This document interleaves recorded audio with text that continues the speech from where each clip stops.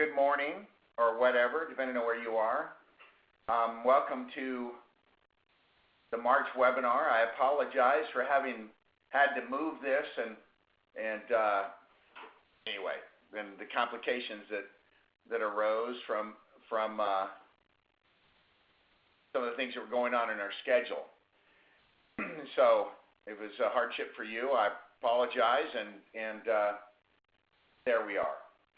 So we'll be back on schedule with our Wednesdays next month, and our second Wednesday, and keep on keeping on. You know, we titled this webinar, Do the Right Thing Every Time. And I put up the heading, Building a Lifetime Client Relationship. Conversation is going to be a good bit more than that, but it'll center around that as a concept, but the theme of doing the right thing is where we're going to spend a lot of time, hopefully, shaping mindset and getting us in the right space to do this. It's interesting. People ask me with regularity, you know, what was the key to our overall success? And like you could pick just one thing, but if I were going to pick a couple of things, I would, and I do. First thing is the woman that I married, you know, and the partnership that Cindy and I have had all these years, the 37 years of our marriage, the 36 years of our business partnership, and how much impact that had on my focus and motivation, and how many mistakes I didn't make, or how many mistakes I started to make that she helped me not make. So that'd be the first thing. The second thing is I resolved, a firm resolve, to be trustworthy. Now, I haven't been perfect. That's not what I'm saying. But overall, I have built and had the privilege to participate in literally thousands of relationships of trust. And in particular, if you take interaction with people that have been in business with you a long time, and I'm talking about on the corporate side too, in the relationships with carriers, with Aegon, with Transamerica, with others that we have had, and the executives that have come through our lives over these decades of building this business, we have built really good quality relationships where we knew we could trust each other, where our word was our bond. And they weren't worried about that, and I wasn't worried about it, and wonderful things come from that. And so those are the two things I would pick. But this ties around becoming trustworthy and being trustworthy and maintaining trustworthiness is all going to be built around doing the right thing every time. And that's going to relate to how we treat the consumer. It's going to relate to how we treat each other. Now, before we jump both feet into the subject, I want to do a little bit of an update on the convention. You know, just to let you know, if you don't know, it's kind of fun because we had 6,000 people that registered the first day. That happened while we were in Hawaii a couple weeks ago. It has continued to grow, and I want to encourage you, if you haven't, to make sure you've registered. Two, as leaders, make sure your team is mobilized. This is going to be for both blue and green teams. A remarkable event spanning two venues, and the MGM and the Mandalay Bay, and they're well planned already. So I can confirm that because I'm up to my eyeballs in working with our leadership team to plan the blue team event. We have 15,910 as of yesterday registered to date. Again, I want you to know we have more control. I'm talking about field leadership has more control over these conventions than any other in the history of World Financial Group. And I'm very excited about that and excited to be participating in it. Now, I want to make one note to blue team participants. though the green team is doing the same kind of same acknowledgement in these categories, but we are going to do on the blue team a ribbon, a colored ribbon, for people who do 3-3-30 in the span of time from like January to the convention, three sales, 3 recruits in a 30-day period of time, 5-5-30, and 10-10-30. Now, green is and the WSB are doing the same, are recognizing the same 3 categories. It's simple, it's easy, and but one of the things we've committed to do on the blue team is you're going to get one color ribbon with 3-3-30 on it to put on your name tag. It's actually going to happen at registration, so people know that you're at least playing to that level. That you have a 5-5-30 month. That'll be another color that says 5-5-30, a ribbon again on your name tag to separate you from the pack. And 10-10-30, of course, special group that have gotten 10 recruits and 10 sales in a 30-day period of time in personal activity, very impressive. And that will have, of course, again, another color ribbon, a third color, with 10-10-30 on it. We want to acknowledge our people that are building and growing. It gives a chance for the newest person to receive this kind of recognition. We will stand you up. I can't promise you we're going to bring you to the stage. We were certainly going to stand you up in the arenas, probably more than one time, and so that people get a look at you. But you're also going to have a ribbon on that identifies you. And so that's a good, and I want everybody to be aware of that so we can have fun with it. And we will now get back to our discussion of doing the right thing. And because if you're going to go get 3 or 5 or 10 recruits, or go get 3 or 5 or 10 sales in a month, all of these people are looking to you and to me, to do the right things, right? To treat them with respect. Make sure that you're really focused. It's like the design of an IUL program, right? You should make sure that product is being overfunded, because that's what really makes it work. And then you make up, now somebody says, yeah, but then they don't get as much coverage. Well, you make up that difference with term insurance. It's not rocket science. So you do a combination of IUL base with overfunding, which means you're putting more money in than the policy requires to build up a larger tax-favored accumulation, and while simultaneously adding term, especially I love in the U.S. the Transamerica Term LB, which means it comes with living benefits in case somebody gets sick and stuff. But anyway, the bottom line is that's how you make up the difference. See, once you get thinking right, then these solutions become obvious. So let's talk now about what it means to have the right mindset as applies to doing the right thing. This is not going to be new to any of you. All of you have heard these things before. If you go to church, you've heard them. If you've been in other organizations with values, you had parents who taught you virtue, and you understand, moral living, then these things will be just a little bit of a reminder. But also we organize it so that you can turn around and teach. Because increasingly, not something I'm happy to say, increasingly, as opposed to when I was in the business, Cindy and I had started in the business 36 years ago, we see more and more people that have the wrong mindset, that get too greedy, and we'll talk about that wrong mindset in a minute, right? But who just don't have these things we're about to list and these bullet points on this slide as clear in their mind as they ought to be.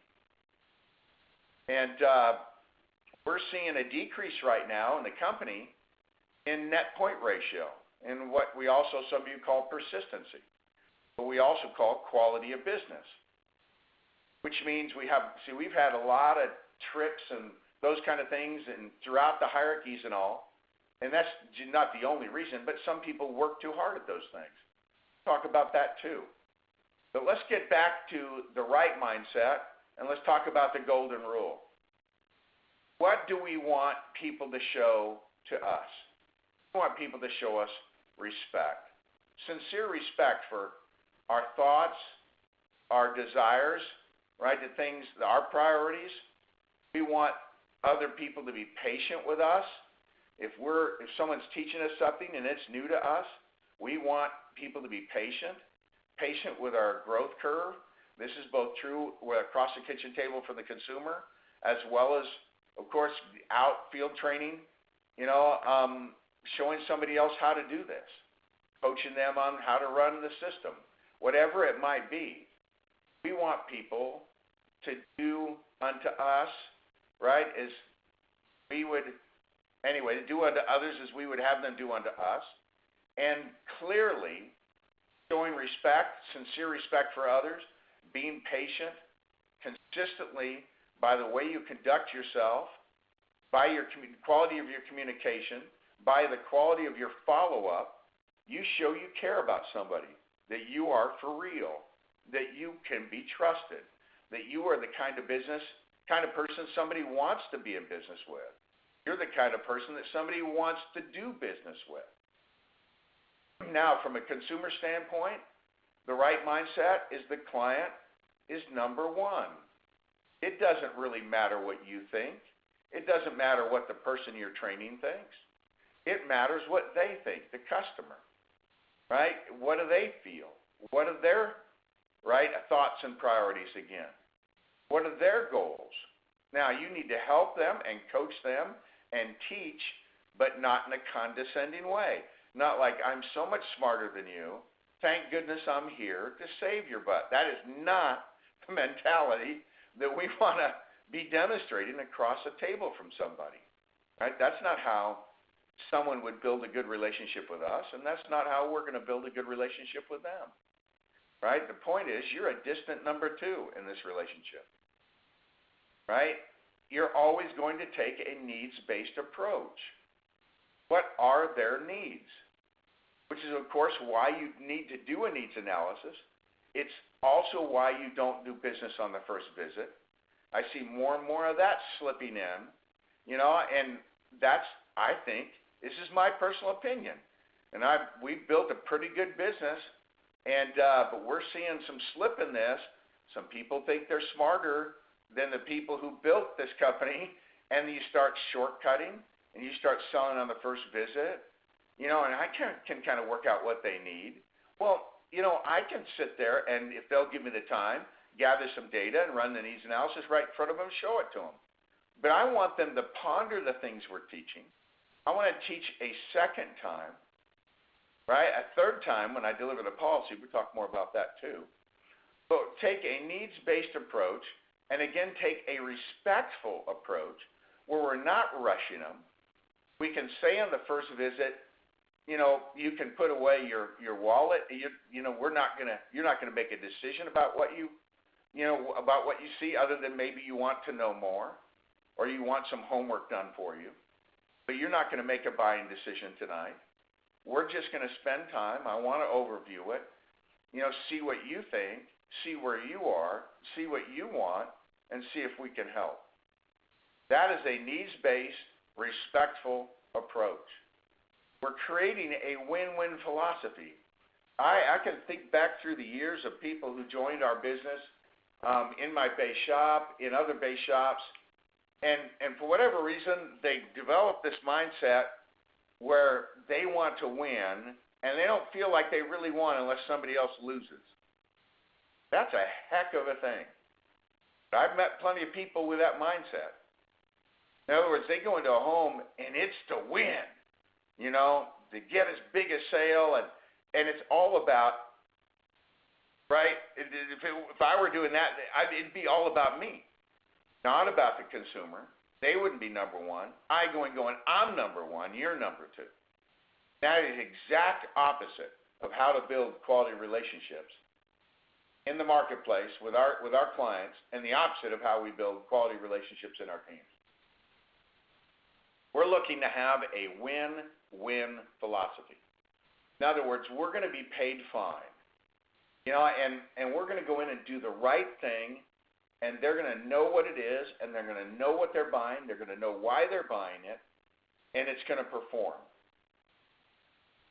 This is the only way to build something lasting, because we want you to build this wonderful, profitable, successful, long-term business that's not only blessing your family for the rest of your life, it'll bless your children and your children's children, especially in the context of not just the wealth and prosperity you build, but the values you internalize, and also in the terms of leaving your business to the next generation, son or daughter or both, that take up the reins of the business in time, take it through to the next generation and the next.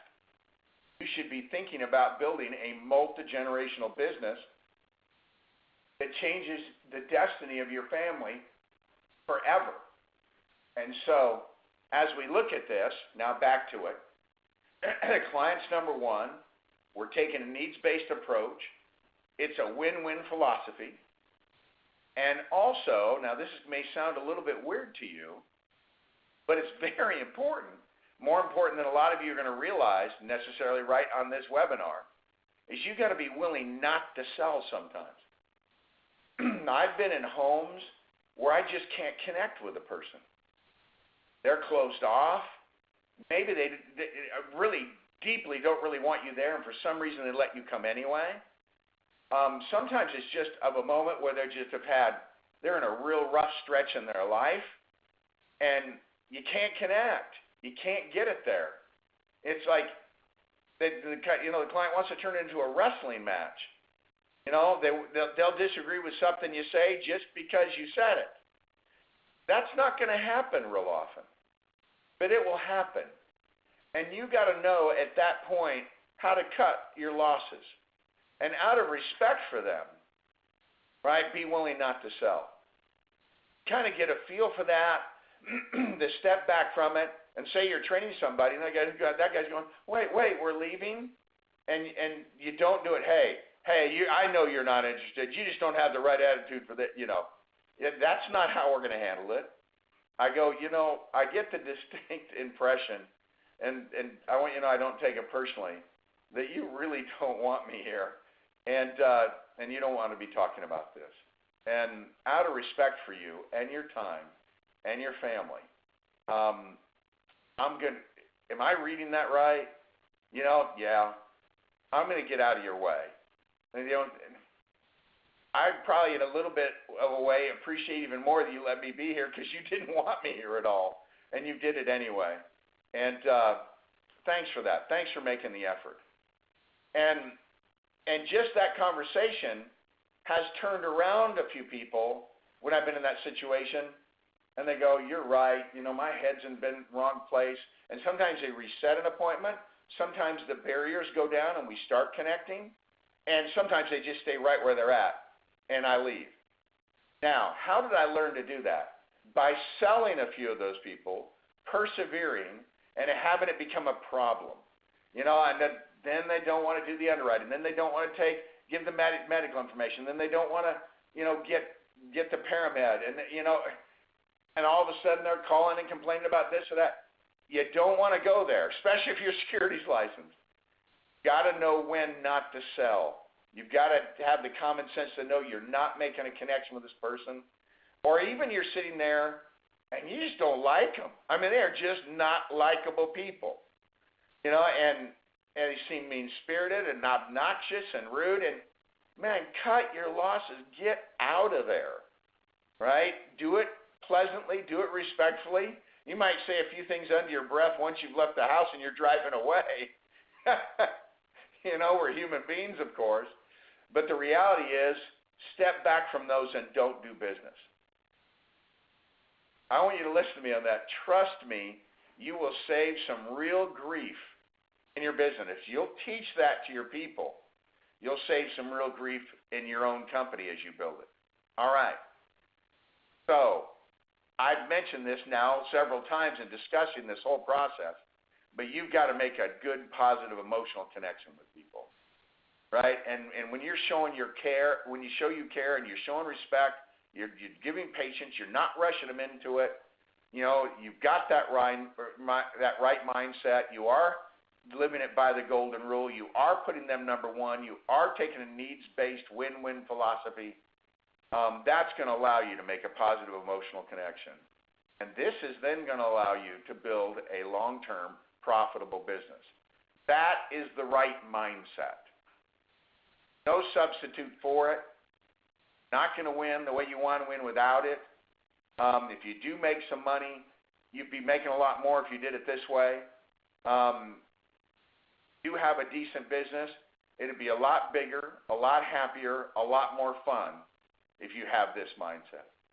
Now let's talk a minute about the right process. The kind of things I just discussed in the previous page we'll call higher law. Now let's talk a little bit about the lower law and consider it. Then we're going to talk about the wrong mindset. So you can check off on your list whether you've got some of those things. We all have to take a step back once in a while and make sure that we don't have weaknesses slipping into our game. So the right process is you're going to take the time to educate, right? Understand clearly, what that means. We'll go a little bit through the structure of that here in a minute. You're going to get, if they have a spouse, you're going to make sure the spouse is involved. I literally will not give a presentation unless, and if a person is married, without both of them being present. It's their money. They both care about it, even when they say they don't. It's just another opportunity for me to show respect, that family and that household, make sure both are consulted, that I take the time to involve both of them, that I ask questions of both of them, because it's important that they both understand.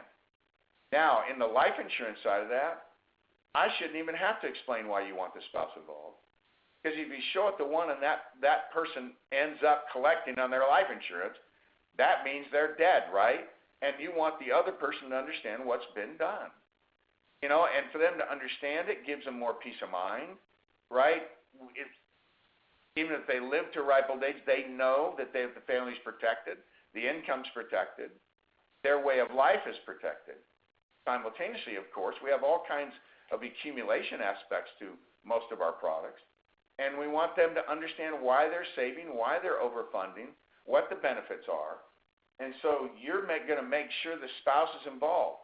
Look, you're going to have quality of business problems if you don't involve the spouse. You're going to have quality of business problems if you don't have the right mindset that we discussed on the previous slide. You're going to have quality of business problems if you don't take time to educate.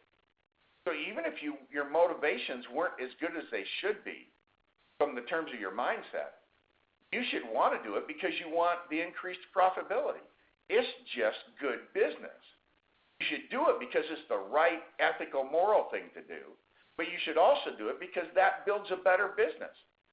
2 years ago, on a monthly basis, we had some months that are 14 points higher in net point ratio than we've had the first couple of months of this year.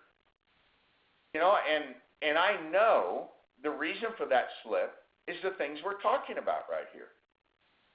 And this stuff is a big dang deal.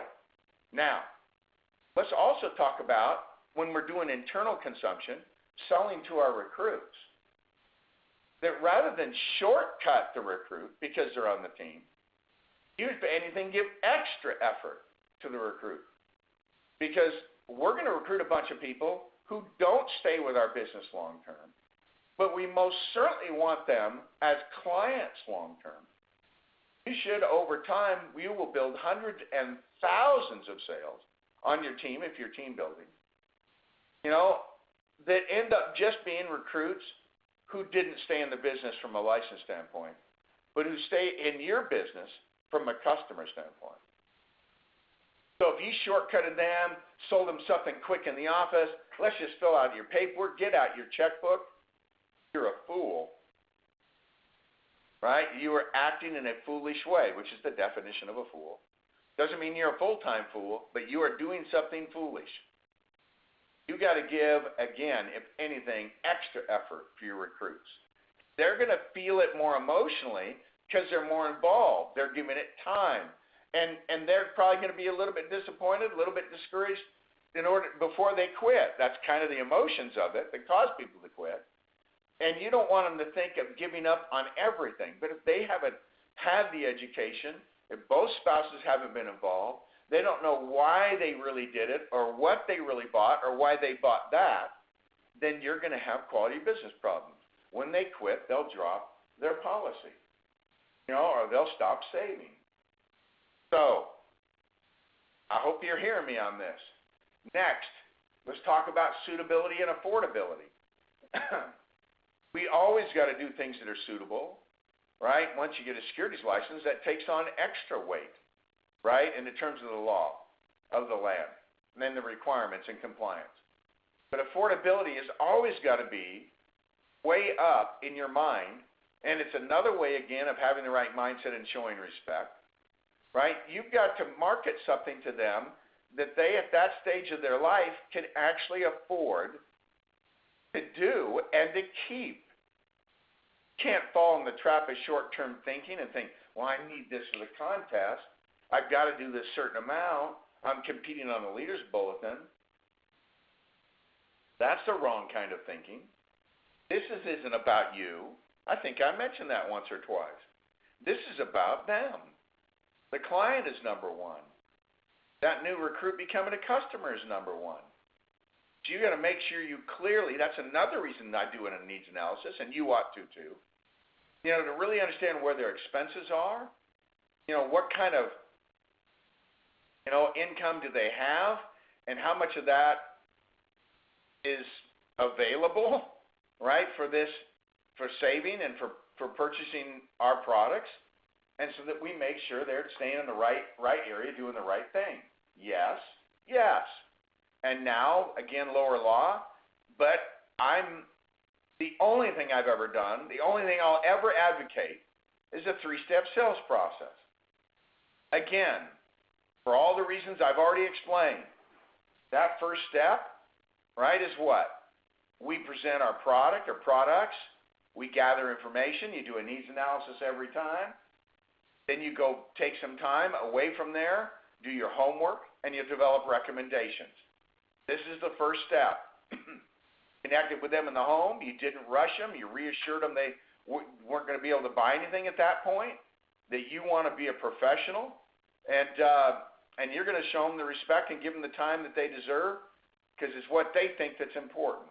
And the second step goes like this. You come back, you review the basic product information and the highlights and the strengths of the product and how it actually works.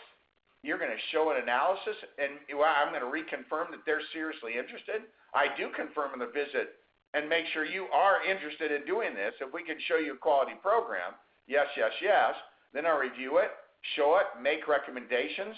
I might have multiple products in terms of an IUL and a term product or something else and a mutual fund, whatever it might be, right? And then I go to the close, and we do the paperwork. Before actually I do this, if I were going to do it in order, I would gather referrals. I get names, then I do the paperwork, right, and fill out the application. Hopefully you're doing that electronically. It's very efficient. And then afterwards, I have a mindset that I'm going to be staying in communication, and during the underwriting process. Sometimes in some circumstances it may get a little complicated, maybe a health issue, maybe a little delay in getting in the information. But the bottom line is, you're communicating with them. They know. You're reassuring them that they're not getting drafted until that happens. So on the conditional receipt, they're actually in a pretty good spot, off just perhaps the 1 month premium and the automatic withdrawal, right, the PAC. But the third step is, now you come back and you've got the contract in hand. You are once again going to review the program they bought, and you're going to deliver the contract and get a signed receipt. This is the process. And maybe even on the third step, that's when you do another product or a mutual fund or, some other thing. Or you get more referrals. And you certainly are reporting what's been happening with the referrals you did get and that you're talking to. So they're involved. If you are not doing it this way or some form of this, and each hierarchy has its own little tweaks, but I really want to emphasize that I don't know how you show the right amount of respect and you give the right kind of service and you build the right kind of relationship so that you can right? Have good quality of business the way it's supposed to be done. All right. Now, I'm going to shift gears and talk a few minutes just to emphasize. We've talked about the right mindset and the right process. Talk about the wrong mindset. Right? Wait, that's the last thing.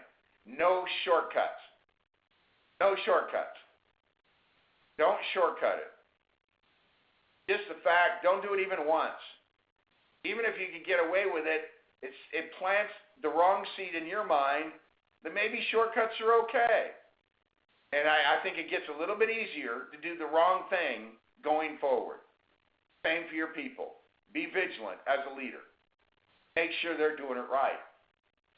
Next, we talk about the wrong mindset. Right? Let's talk about greed. I believe probably the number one reason people screw up their relationship with the consumer, this one and the next one, they kind of tie together, is they get greedy. In other words, they're looking at what they're going to recommend and they think, how much money am I making? I don't know that I have been perfect on this, but I was pretty dang good. I didn't worry about what they were buying or what size it was. I just wanted to make sure it fit them, it was suitable, that it was affordable, that they understood it, right, knew and got clear on why they wanted it. And I just took care of it. Sometimes the sales are bigger, sometimes they were smaller. I didn't care. I just wanted to do it right. Right? I wasn't going to be calculating this. Becoming greed-based, that'll screw you up. Big time. The next thing, which ties to greed, is selfishness. Where we've already talked about, where you go in, and this is all about me. Great, big, wonderful me. I'm so awesome. I'm so smart. You're so not, right? And thank goodness I'm here, right, to turn your life around. And you have that win-lose mentality, which selfish people have, that we've already talked about. And so this is the wrong mindset. If you're greed-based, not service-based, that's no good. You can't care about people and be greedy. You can't care about people and be selfish. And this is going to mess up your business. If you're field training somebody, can you imagine, hey, I'm going to go out and field train our new folks in how to be greedy and selfish. Awesome. Right? Most people don't need much coaching on that anyway. We already have a little bit too much of this in our nature sometime anyway. We actually need to have examples of not doing it. We need to be taught the principles that are opposite to this. Right? Another thing that is part of the wrong mindset, and it's causing quality of business problems. Quality of business is not really a problem yet, but a quality of business decrease, a fairly dramatic one, currently the last few months in our company, is short-term thinking. You get too hungry for a promotion, and you forget what you're building is a successful, long-term, profitable business. That doesn't have a direct tie to your promotion, right? You get too hungry for a promotion, and you start taking, what did I call it on the previous page? Shortcuts. You shortcut your recruit sales. You sell on the first visit when you're out in the field across the kitchen table. You get too hungry for recognition. Oh, I want them to stand me up on the stage. I want them to say nice things about me. Well, I want us to say nice things about each other. And I want you to earn your promotions, and I want you to get recognition. But I want you to have business sense. And I want you to have the right values as you're doing this. And so that you understand it's okay if the promotion takes a month or two longer. Right? It's okay if you build toward that recognition from a sure and solid foundation rather than a house of cards. Right? Now I can tell you a story of the three pigs, right? One built with straw, one built with sticks, and another built with brick. I want you to build a house with brick. We bought a home here. I think I've used this as an example. And before I bought the home, because it's on a hill, I met with the engineering firm that did all the engineering. And I found out they dug all these piers down through the soil into bedrock 8 feet. And did concrete, steel reinforced concrete piers. And they did a bunch of them, over 100 of them, to secure our property, its walls, and the home itself. That's the way I want to do it. That's the kind of home I want to buy. No, because we're an earthquake country. Well, in business, you're always an earthquake country. People will quit. Stuff happens, right? Little bad press. Whatever it is, you got to be built solid. Don't get too hungry to go on a trip. You know, and don't get too hungry to win a contest. All of these things cause you to go short term. And that's when you make mistakes. Right? Also, and I've already alluded to this, don't get into the mindset, recruit everybody, sell everybody. There's some people you talk to, you go, I don't need to recruit this person. They're the wrong kind of person. They don't have the right mindset. They're too poverty stricken. They're not going to be in a place where they have a marketplace they can even sell to. I don't want to take $100 from somebody on that basis. I don't want to spend money on a license. They don't even have a market to work with. And so I don't have a mentality that I recruit everybody so I can stay in the right market. I don't have a mindset where I sell everybody. Once again, now let's talk about, we talked about the right mindset and the right process. And we just talked about the wrong mindset based on greed, selfishness, short-term thinking, and a recruit everybody, sell everybody mentality, not knowing how to get in and stay in the right market. But now let's shift and talk about the wrong process. Notice it shows the hand in the gears, right? This is not the process we want to run. So let's just go through some bullet points briefly here. Working a cold market is the wrong process. Why do they call it cold? Because it's not warm. What's the difference between warm and cold? Trust relationships.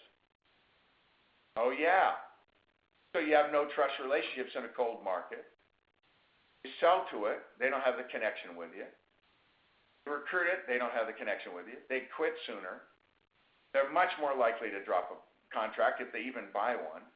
And you have to do a bunch more presentations just to get them to do that. And then a bunch of them don't stay and don't keep the product. In a cold market makes you a ding-dong, right? That doesn't mean we all have cold market that we turn into warm market. That's by connecting and spending some time and doing that over a period of weeks and months, and then moving them to a warm market list where you do have a relationship, you do have trust, that you do have likability going back and forth between you. The next thing, the wrong process, is hit and run. I don't need to develop it. We've already talked about it. First visit, in and out, I just want to get the app and get my check. Wrong process again, no spouse involvement. Wrong process, shortcutting recruits. Wrong process, selling a first visit. Wrong process, no analysis or homework. Wrong process, one size fits all. Hey, I just sell $200 a month. What? Who needs analysis? Make it work. Wrong process, no referrals. Do you realize when somebody gives you names of people they know, they have demonstrated that they like what they bought? They understand what they bought? They know why they bought it? That's when people give referrals. And if you got referrals and never called them, it would help your quality of business. You'd be crazy, but just the process of getting referrals solidifies their commitment to what they bought. Right? Because now they're recommending it to their friends. And another part of the wrong process, to conclude, right, on this slide is poor communication and follow-up. Look, people don't want you to disappear. It's interesting. I'm having some work done here at the house, and they required them to get underneath the house and install some stuff. And bottom line is, they just don't communicate with me.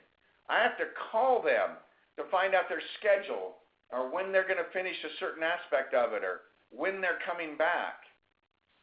And I'm going to, and they're doing good quality of work, but they're just not communicating. And when it push comes to shove, I'm going to talk to the owner and say, dude, you and your folks are lousy communicators. You know, and if I was going to write a Yelp review, I said they did good quality of work, but they take a while and they don't communicate. You know, and look, all I want is a call. It can be an email just about on this one. But certainly it'd be cool if the guy who's running the project would pick up the phone and say, hey, Rich, I just want to let you know what's going on and what the timing is and all of that. You know, so there's really no excuse for poor communication and follow-up, but we often have bad habits, and we've got to replace that habit with a communication habit, a follow-up habit, where we reach out and let people know. That works. So this is the wrong process. We covered the wrong mindset. And so let's talk specifically about a strong net point ratio, NPR as we call it. And some hierarchies call it persistency. That means the contracts persist, on the books, and the customer keeps it. Your minimum goal, except in Canada, and yours is higher, Canada's done a much better job than the United States has on keeping a strong net point ratio. I am proud of our Canadian brothers and sisters, our partners in this business, right? But the minimum goal you should have in your organization is 75% NPR. And if you have the right mindset and you have the right process and you're being vigilant to see that it doesn't slip into the wrong mindset or wrong process, right, this isn't going to be that hard to do. The company itself was around 77, U.S., 80%, it's like 76 U.S., 80, 81%. I've even seen 82% months for Canada, right? But we're seeing just a little bit of slip in Canada too. Some of these same things. They've held firmer to the right mindset and the right process, right? So your minimum goal should have a 75% net point ratio, right? You absolutely are determined, resolved, right? Like life itself, that you're going to have the right mindset. You are going to recruit and you're going to sell in the right markets, again, that can afford our products, back to affordability, and that they're warm so that we can connect with people emotionally and build good long-term relationships. You're going to do strong field training. You're going to train your trainers. You're going to check them off every once in a while. I have been astounded at how much one of my good field trainers can drift in 90 days. Where I have them come in and do a kind of refresher thing, show me the quick version of the presentation, describe to me the bullet points that I just showed you in the right process and in the right mindset, make sure that person has that clear and is uppermost in their mind, because they're training others. I got to make sure they're passing that information on to others. And then I have them in 3-4 months later for a checkup, and they're all over the place. I mean, it's shocking, actually. So in order to have strong field training, it takes regular supervision. They got to come in and show their SMD again what they're doing, and that they're staying on top of it, and that they're not shortcutting the process. And so just so you know, with that thought in mind, leadership is accountable for what? A commitment to field training. Training and inspecting your field trainers. For having a quality sales system. You want a consistent, methodical sales system. Consistent, methodical way of getting referrals that is being taught. People understand. Of gathering the data, of following it up afterwards, of developing the recommendations, of presenting the recommendations. All of this stuff has gone through a checklist. I gave you a mini version of that when I was going through the right process. But you have a right process. It's clear. Right? A quality sales system. Right? You are responsible and accountable as the leaders for all the follow-up, from submit to underwriting to issue and delivery. All of that. And then if you're in a securities product, you've got to return every year and review. Make sure it's still suitable, still the right things are happening. That the consumer told you when you did it in the beginning. And you've got to understand also what I'll call large premium or big case management. You know, I was talking to Eric Olson, and Eric said, "Hey, we get above $500 a month in monthly. In other words, the premium cost, and that's with overfunding. We get above 500, we submit a trial app because the big cases just take much longer, and there's more underwriting. Customer can get impatient, but if you haven't taken any money from them, kind of out of sight, out of mind. They're not worried about as much, even though you're still following up and keeping them appraised of where the thing stands. But now when you get an offer from the company on that big case, and you go back and show them, and it's clear how much it's going to cost, especially if there was maybe a potential health issue, there might be a rating, and it may be twice what it was. So you got to write it up with a lower face amount, or do whatever you got to do. Maybe not even write it. But you sure don't want to get some big cases on the books, right? And you get an big advance, and next thing you know, they don't want it, or it takes too long, and they go, "What is this?" And they go, "I'm not interested. I don't want it." These bottom line things really impact your business.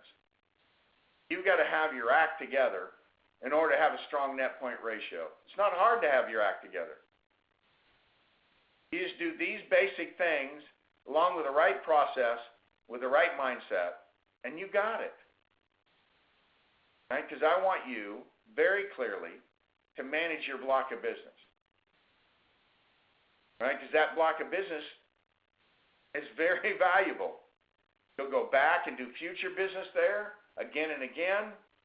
They'll have children you'll do business with over the years. I can especially talk to this fluently and passionately after 36 years in the business, where I've watched all this unfold, as well as delivered a bunch of death claims and seen a bunch of situations, seen people really work this thing and stay with it and overfund and save money, get good management of their money, and end up in wonderful positions financially. I love our business. I love our industry. I love the quality of the products we have. I love what we're able to do at a family level. I love what we're able to do with our teammates.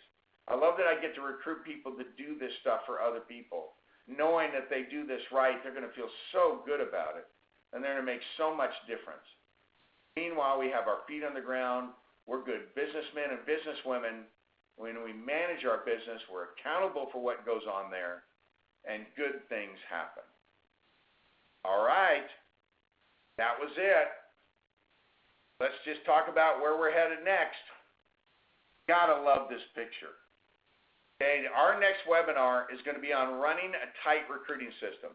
Now, don't worry if you run system flow versus 6 steps or anything else. These are the things they all have in common. I mean, it doesn't matter what you call it. We all talk to somebody who hasn't bought and hasn't joined yet. And there's certain things you want to do, right, to get them to a meeting. And then there's certain things you want to do in and around and after a meeting. And there's, whether it's a one-on-one or whether it's a group meeting, whether it's in a home or whether it's in an office. Wherever you fit within that, if you give the product presentation first and then invite them down, there's still a lot of the same processes. If when I cover this, it's not one of your processes, don't worry about it. Right? Take a look at what can you improve about what you're doing already. So we're going to talk about that, and this especially became clear to me in Hawaii, where I did a lot of interviews.